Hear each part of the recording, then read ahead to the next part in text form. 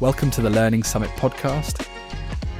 Today we're exploring the future of learning and how AI-powered multimodal tools are revolutionising education. Joining us is Sean Gilligan, founder of Webanywhere, a leader in innovative education technology. Sean, it's great to have you. Thanks, Alex. It's great to be here. I'm excited to discuss how AI is reshaping the way we learn and interact with educational content. Let's dive right in. One of the innovations making waves is NotebookLM. Can you tell us a bit about it and its role in education? NotebookLM is an AI-powered assistant that helps you organize and interact with content. You can import text, PDFs, web pages, or Google Docs, and the tool generates FAQs, study guides, or summaries based on what you've added. For example, let's say you're creating a podcast. NotebookLM allows listeners to join live, ask questions with their voice, and interact with AI-powered versions of the hosts. It turns a traditional podcast into a two-way interactive learning experience. That sounds amazing. So learners can ask questions live during a podcast? Exactly. With AI tools like NotebookLM, learners can join a podcast session, ask questions using their voice, and get instant, meaningful responses.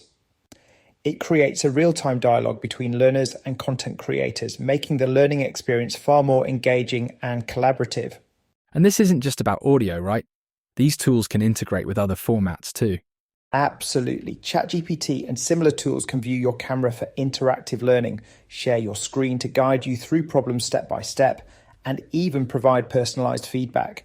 The possibilities for real-time engagement are endless. Can you explain what you can do with Gemini and how it's a similar tool to ChatGPT?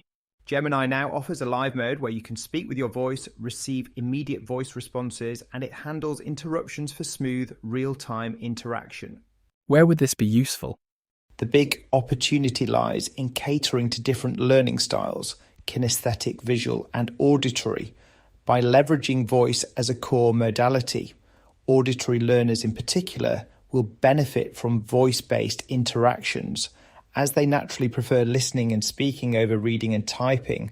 Use cases for voice are vast, ranging from role-playing difficult conversations to voice-based quizzes and interactive learning scenarios.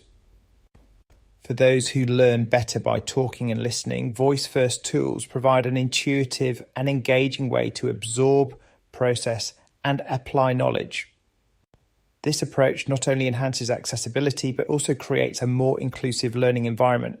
These tools make learning more accessible, adaptive, and interactive. Sean, with platforms like Watch and Learn supporting text, audio, and video, both live and on demand, how do you see its relevance in today's era of multimodality?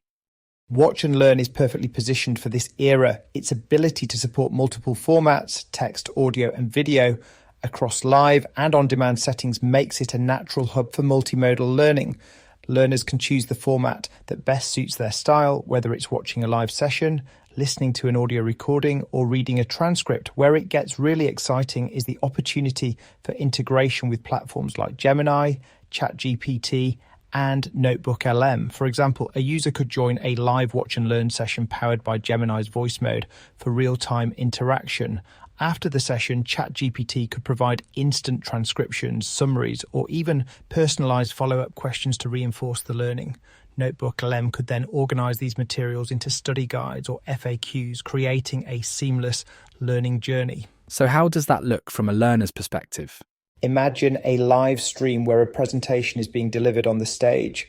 In real time, AI creates quizzes and polls tailored to the content being shared. Learners complete these quizzes and polls during the session, and the results are fed back instantly to the presenter. This gives the presenter immediate insights into their audience, what's engaging them, what they're struggling with, and how to adapt the rest of the presentation to meet their needs. This instant feedback loop not only enhances the quality of teaching, but also ensures the learning experience is more relevant and impactful. Okay, so the live session has now happened. What happens next?